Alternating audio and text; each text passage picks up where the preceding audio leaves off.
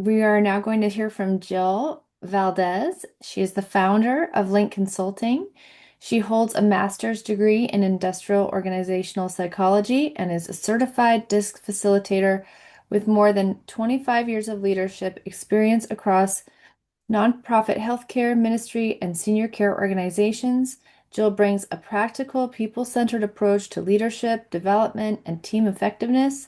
Known for her engaging and interactive style, Jill equips participants with tools they can immediately apply to strengthen relationships, improve communication, and navigate challenging conversations more effectively. So she's going to talk to us today about cracking the communication code, improving conversations with families, referral partners, and colleagues. Thank you, Jill.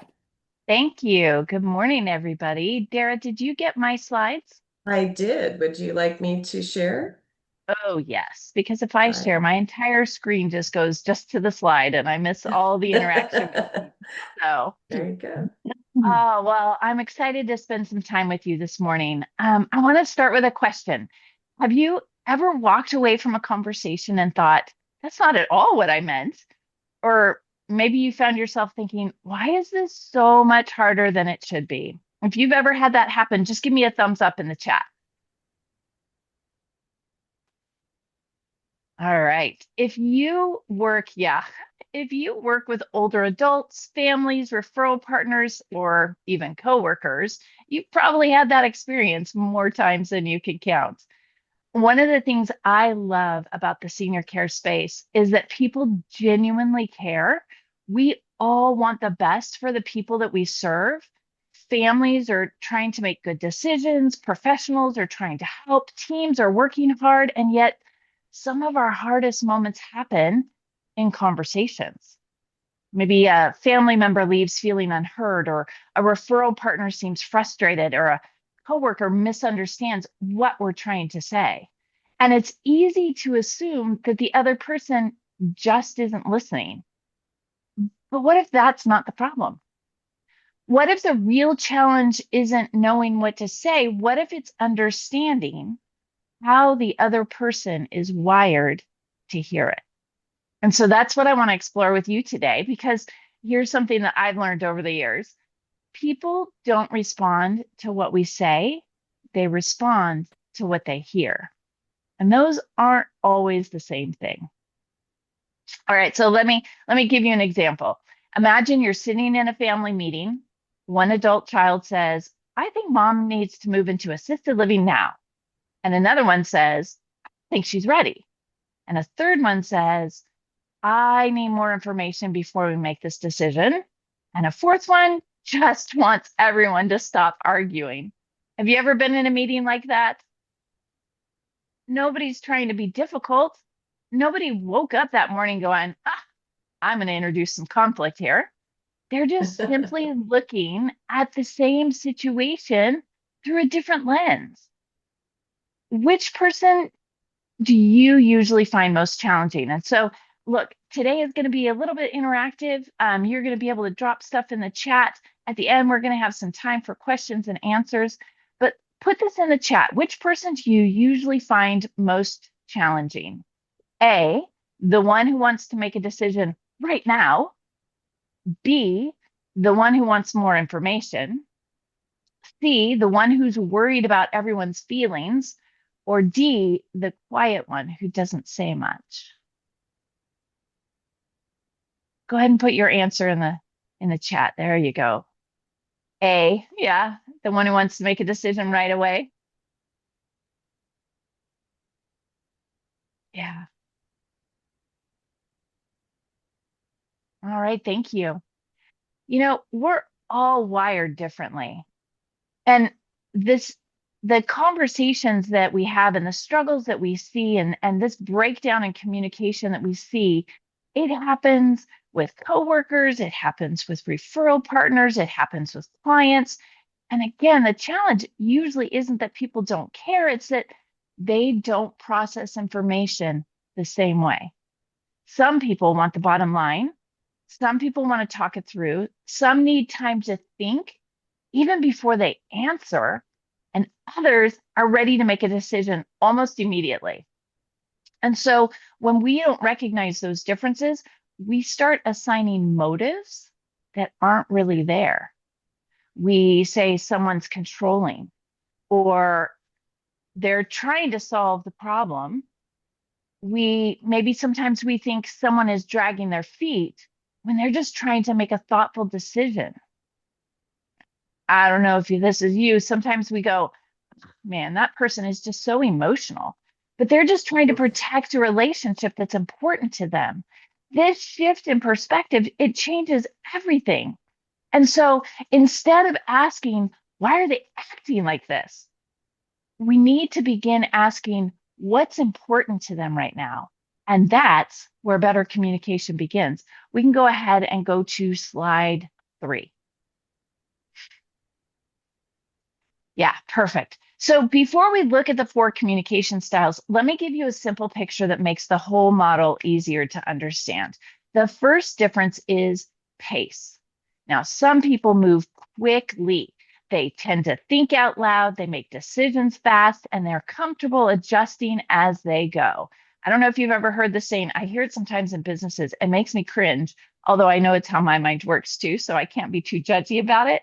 But have you ever heard somebody go, oh, well, we're building the plane as we fly it? Such a horrible strategy. But people who have that fast pace, that's how they think. And then other people, the people who tend to be the C's and S's, those on the bottom, they're more reflective. They like to think things through before responding. They process internally and usually prefer a little time before making a decision. And let me just tell you this, neither approach is better. They're just different. So the second thing that we want to talk about is focus. Some people, those people on the left-hand side of that circle, they focus on task. When they walk into a situation, they're already thinking about a problem that needs to be solved or the outcome that they're trying to achieve. Others, the ones on the right, they naturally focus on the people involved. They're paying attention to relationships, emotions, and how decisions affect everyone around them. And again, neither approach is right or wrong. There's simply different ways of looking at the same situation. Okay, so without overthinking it, just go with your gut. Are you naturally fast-paced or more reflective? Go ahead and put that in the chat. So, all right, we got some fast-paced people in here. Good, that means I can maybe talk a little bit faster. Okay, we got some reflective, fast. I am a fast-paced person, and so I have to remind myself, for one, I love talking about this. And so I get super excited about it, which just kind of revs my engine up even more. And I always have to remind myself, talk slower. All right. So again, go back to that family meeting. You've got one sibling saying, okay, what's the plan? And another one saying, okay, how is mom feeling about all this? And again, neither question is wrong. They're just looking through that same situation through a different lens. Those two differences, pace and focus, they create 4 distinct communication styles. And so as I describe each one, don't worry about figuring out your own style today. Instead, think about the people you work with every day. And I have a feeling that a few faces are going to come to your mind. So those 2 dimensions, pace and focus, they create the 4 distinct communication styles. DISC gives us a simple way to understand them. And so again, I want to encourage you to not get too focused on trying to identify your own style today. I want you to think about the people that you interact with every day. And so as I describe each style, I have a feeling you'll start thinking, oh, that's my coworker, or that's that daughter who calls every afternoon, or that sounds like my spouse. So the goal isn't to label people. The goal is to understand them. Because when we understand what matters to someone else, we can communicate in a way that they're much more likely to hear. And so let's start with the D style. Now, before I jump into this, I want to just take one more second to explain something. Nobody is ever just one thing. At the end of this presentation, I'll have a slide with my email address. And if you want to find out what your particular style is, email me. I'll send you a link. It's a free assessment. You can take it and then I'll give you a summary back. I'll email you a summary back on how you communicate, how you work in teams, how you deal in conflict.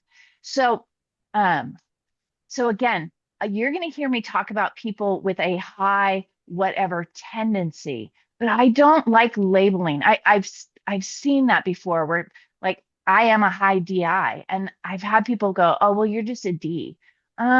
No, I am. I am a conglomerate. We all are a conglomerate of all of these. It's just what is the highest one that shows up? What's the highest style that shows up? Because that's typically going to be the driving motivator. All right, so go ahead and go to that next slide and let's talk about our dominant Ds. People with a D style tend to move quickly and focus on results. So when they walk into a situation, they're naturally asking, what's the problem and how do we solve it? They're decisive, they like to move things forward, they're comfortable making tough decisions, especially when others are hesitant. When things become stressful, they're the ones who step up and take charge.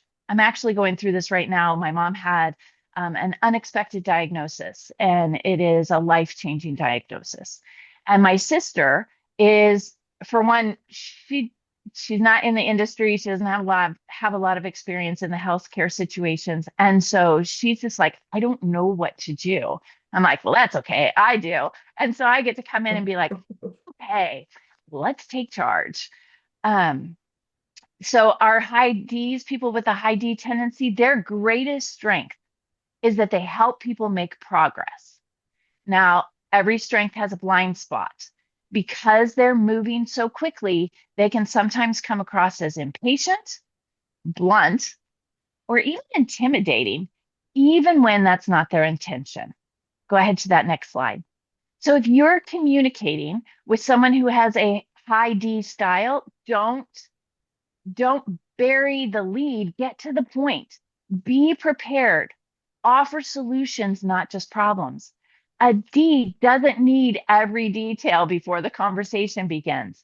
They need just enough information to make a decision. Okay, who immediately pictured someone while I was describing the D style? Yeah, yeah, yeah. All right, let's go to our next slide. Eyes. Eyes are those influencers. They're the inspiring influencers. We call them the party in a box.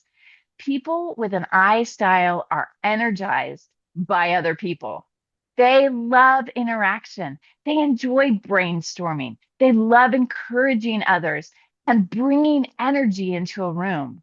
And so, if you've ever walked into a meeting and immediately known who the people person was, there's a good chance they have a strong I style. They naturally build relationships. They're often the ones making introductions, celebrating success, and helping people feel welcome. Under stress, though, they can become distracted. Excuse me, my allergies are out of control and my nose is about ready to run. Sorry, All it's one of those good. days. All right. So eyes, I mean, you talk about squirrels and shiny objects. That is the epitome of what distracts an eye, and especially under stress, because they like the atmosphere to be positive, uplifting. They want people to feel good. And so they're going to look for other things that are going to make that distraction. They may avoid difficult conversations because they don't want to damage the relationship. Go ahead to that next slide. So when you're communicating with someone who has that strong I style, don't make it all business. Take a minute to connect. You're talking to a D, you don't have to fluff up the email or fluff up the text with, how are you? And how's life going? And what's going on? They don't care. You can just get to the point. But someone with a high I tendency, they need to be connected. So take that minute to connect with them. Check in with them as a person. Show genuine interest. Recognize their contributions. And once they know that the relationship matters, they're much more open to hearing what you have to say. Anybody thinking, ooh, that's kind of me? All right, let's go to that next slide. S, our steady, stable supporters. The S style is often the quiet strength on a team. These are the people that others naturally trust. They are dependable, they're patient, they're supportive. And if you need someone to follow through, there's a good chance that someone with a high S tendency is already taking care of it. They value stability, they appreciate consistency, and they genuinely care about the people around them. When change comes too quickly, though, they might hesitate. And it's not because they're resisting the change itself. What they're trying to understand is how it affects the people involved. And so a lot of times you will see somebody with that high S trait step back when there's change. They don't, it's such a struggle for them because they want to see how it's going to impact the people around them. And so they'll step back and wait. It's kind of like, I'm going to hang out back here and watch and let the dust settle and see how this all plays out. And then I will come back and engage. Go ahead to the next slide. So when you're communicating with someone with that strong S style, don't mistake quietness for agreement. I'm going to say that again. Don't mistake quietness for agreement. They need time to process. Ask them for their perspective too. People with a high S tendency, they sometimes get afraid to give their perspective because they're afraid that it's going to maybe create some conflict or maybe damage the relationship. Ask them for their perspective. Look at them and say, I bet you've got some thoughts on this. I'd love to hear them. That it would help me to hear them. And that's going to make an S go, oh, I know that this is a safe place for me to have this conversation. Another question that you can ask again to hear more about their perspective is, well, I'd love to hear what you would do if you were me. Again, it takes it psychologically, it takes the mindset of this isn't me saying this is what we should do. It's you've asked me what I would do if I were in your shoes. And so they can make that shift and it feels safe for them to have that conversation. So create space for them to share what they're thinking, but recognize that it takes time. They're reflective. They don't think super quick. Not that they don't think super quickly, but they want to reflect on something before actually speaking. So give them space and give them time.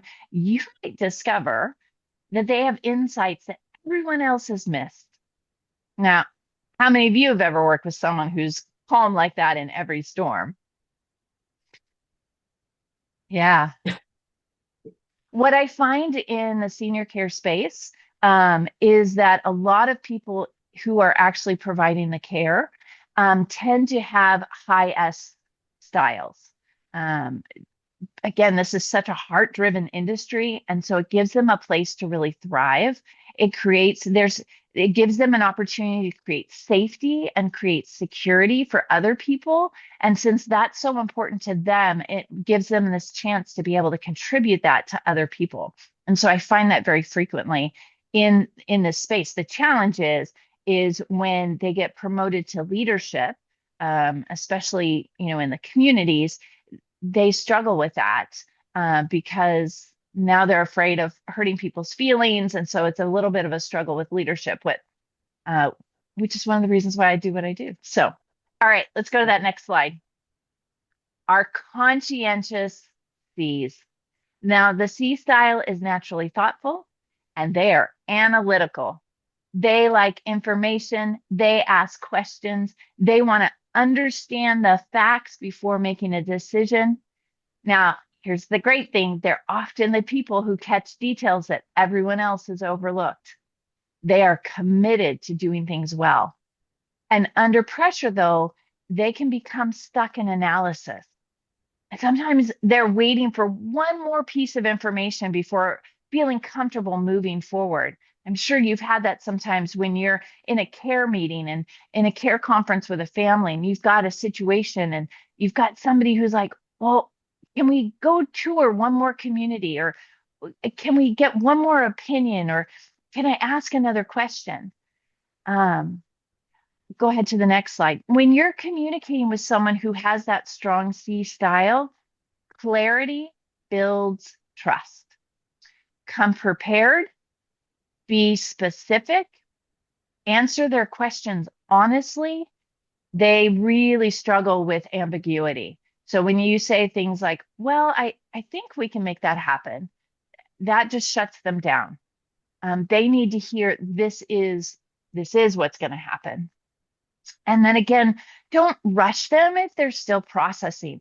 They're not trying to slow things down. They're trying to make sure that the decision is the right one. All right, who works with someone who's always asked one more question before making a decision? Yeah. All right, go to that next slide. How many of you have ever caught yourself, and this is going to be, just so you know, Dara, this is going to be incremental, so I'll let you know. How many of you have ever caught yourself explaining something exactly the way that you would want it explained? That's the thing. Most of us communicate the way that we like to be communicated with. So if I'm someone who likes the bottom line, I tend to just give everyone else the bottom line. If I like lots of information, I tend to give everyone lots of information. If I need time to process, I naturally assume that everyone else does too. The problem is they don't. And so that's why adapting our communication is so important. All right, go ahead and click the forward. A person with a D style needs clarity and efficiency. Give them the facts, make it fast. Next, an I needs connection before correction. Next, an S needs trust and reassurance. And finally, next, a C needs information and confidence that the details have been considered. Again, none of those needs are right or wrong. They're simply different.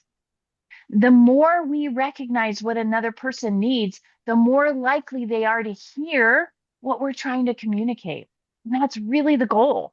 It's not changing who we are.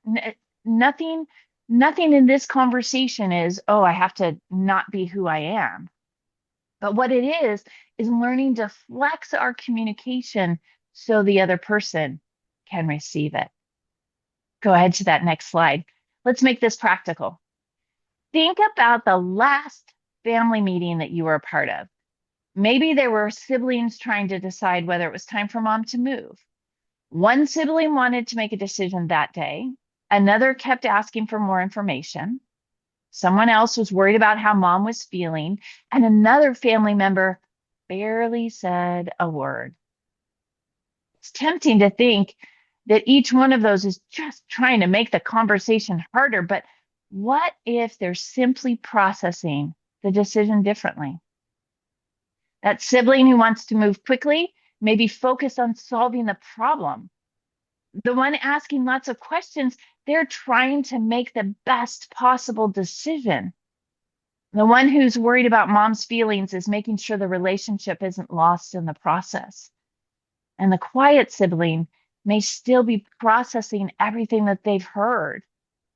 When we recognize these differences, we stop becoming frustrated by them.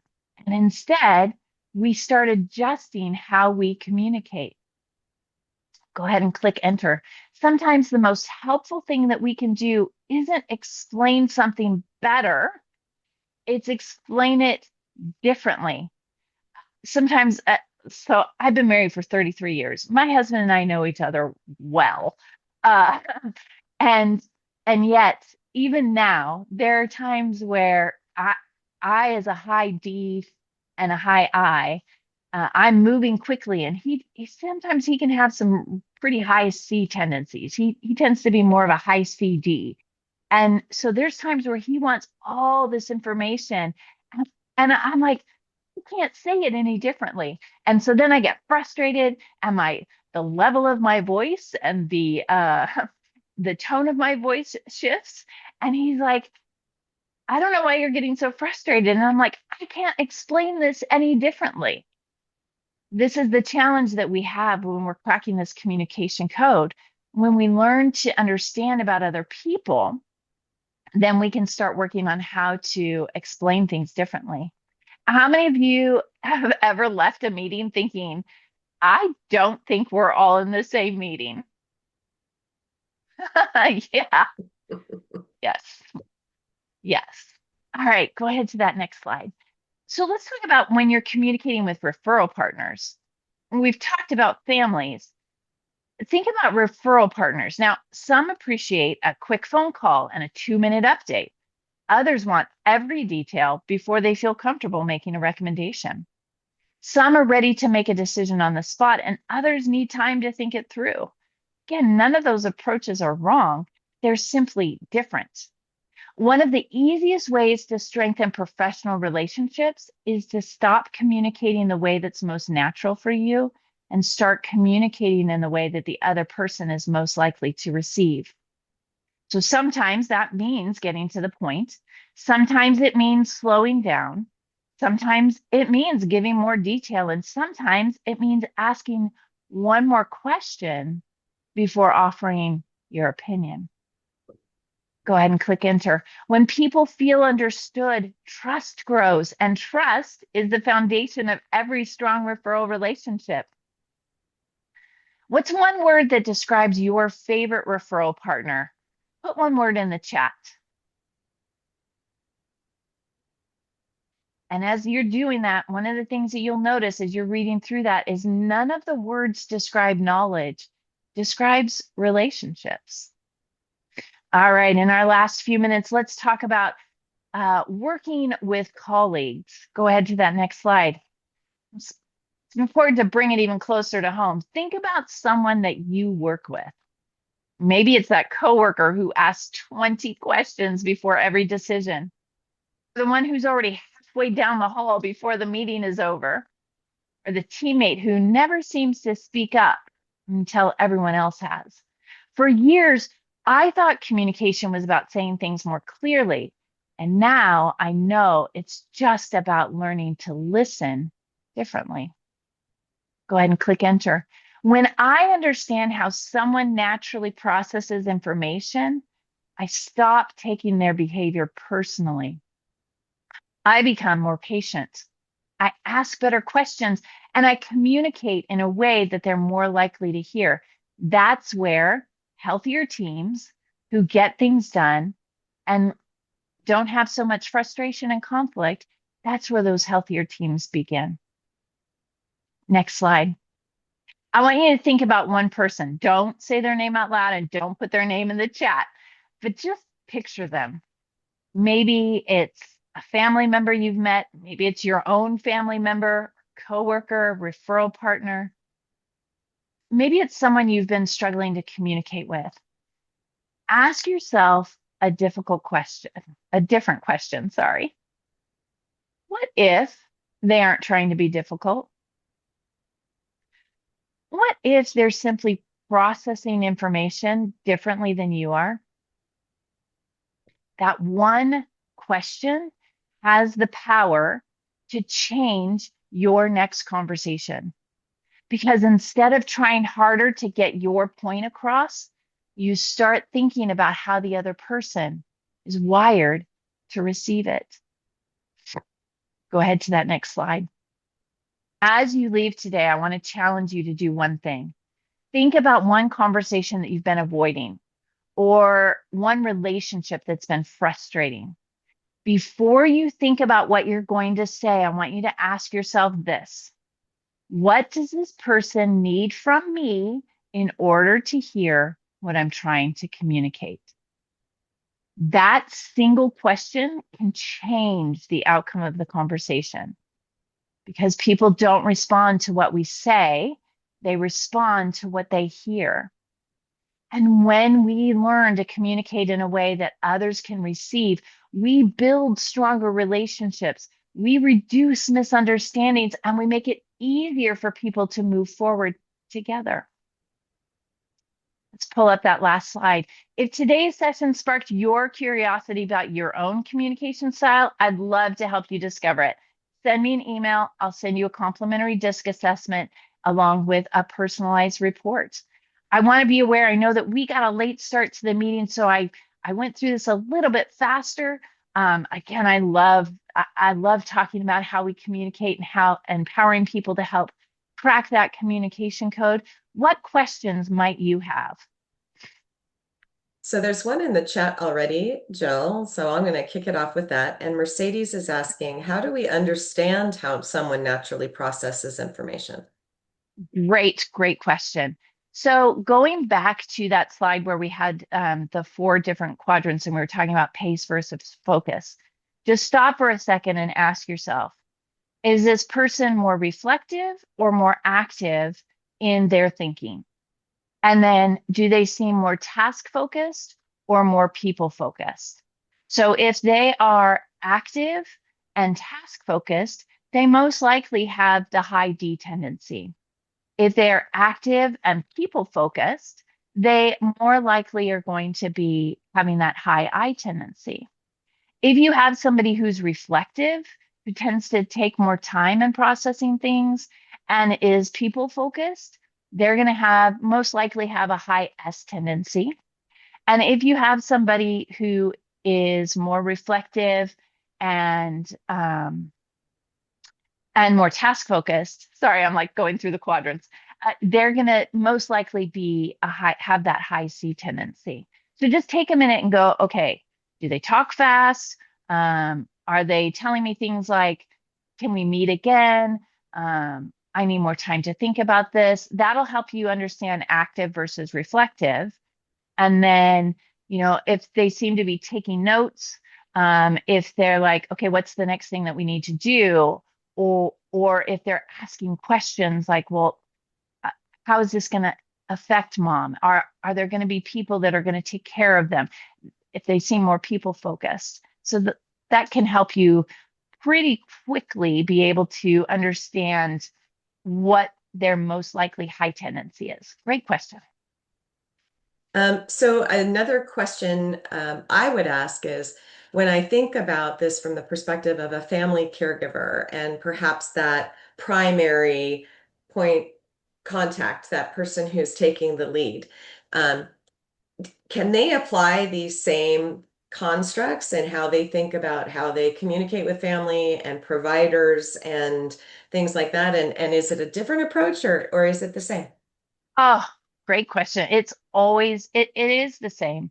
Anytime that we can empower people to have these conversations and to recognize that, um, you know, you're the other people involved, just like I said, they're not trying to be difficult. They're not trying to create conflict. They're not trying to create a challenge. They're just simply hearing differently than what you're communicating. And so this is one of the reasons why I love teaching this is so that then when you're out and you're dealing with people, you can go, oh, I learned this. Let me teach you this really quickly so that you can have better conversations with the people around you. When I was a hospice chaplain, and even when I was doing hospice marketing, there were times where I would, you've got siblings who one of them wants to have all the facts about what hospice is going to do and what end of life is going to look like, and all this stuff. And I'm like, listen, I understand that you're going to be uncomfortable with this, but we can't give you that information. Like we don't know. And so then showing others how to set people up for success around them by understanding and teaching them about the different communication styles. It's gold. Yeah. Any other questions? I'm Well, you gonna have my, can oh, I take it go one ahead. more? Absolutely, yes. What is the most challenging for you? Slowing down. Um, I am, like I said, I'm a high D. Fortunately for everybody else in my world, I'm a high I.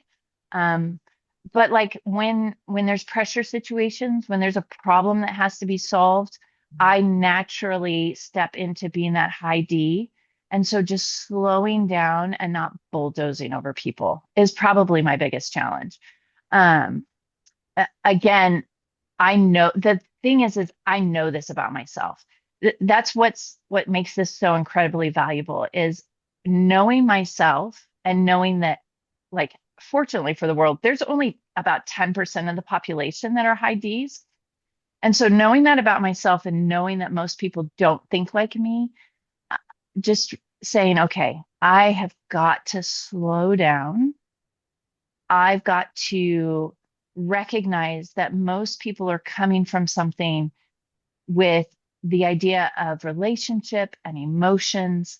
And again, when there's a problem to be solved, I'm just out to solve the problem. And if I'm super stressed, I people with a high D tendency, it's like, I'm not really going to be super concerned about how this is making you feel.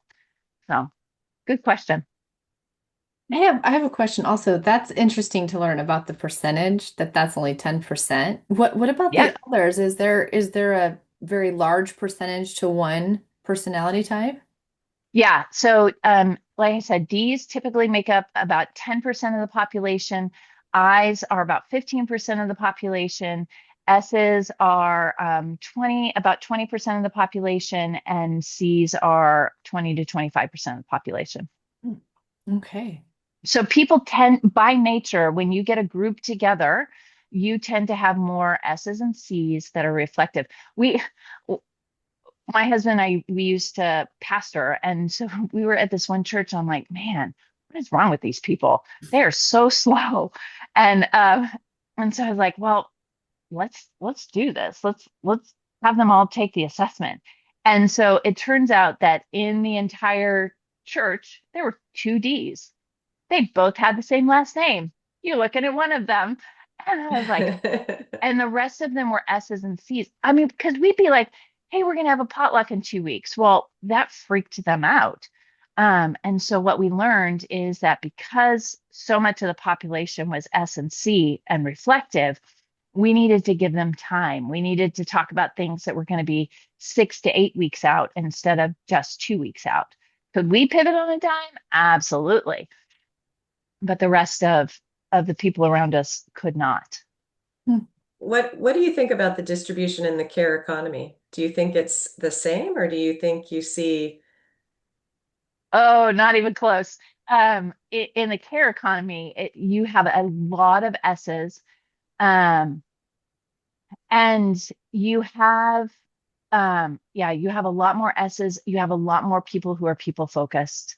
But then also because of the healthcare aspects, I do see still a lot of C's, but again, predominantly an S style driven industry. Interesting. We Another have question one. from, oh, go ahead, No, Blake. Yeah, I was gonna say we have one more question in the chat. It's how is this different from the Meyer-Briggs or the Strength Finder? Or is that just another tool that you're it's using? another tool. It's absolutely another tool. It finds different words. It has different words than, but all of the well, Strength Finders is different. Strength Finders is what is your strength, whereas Myers-Briggs, DISC, um, Enneagram, Hogan personality, those tend to be about actual behavioral styles, whereas Strength Finders tends to be this is what naturally drives you. Strength Finders is more motivation driven. The other ones tend to be all encompassing about behavior styles and personality. Great question. Anyone else have any other questions for Jill? Well, thank you, Jill. I think that was amazing. I really learned a lot. I enjoyed that very much. Good. Yay. Thank you for having me again. Like I said, I love talking about this all day long. So if you ever want to talk about it more, just shoot me an email and we'll schedule some time.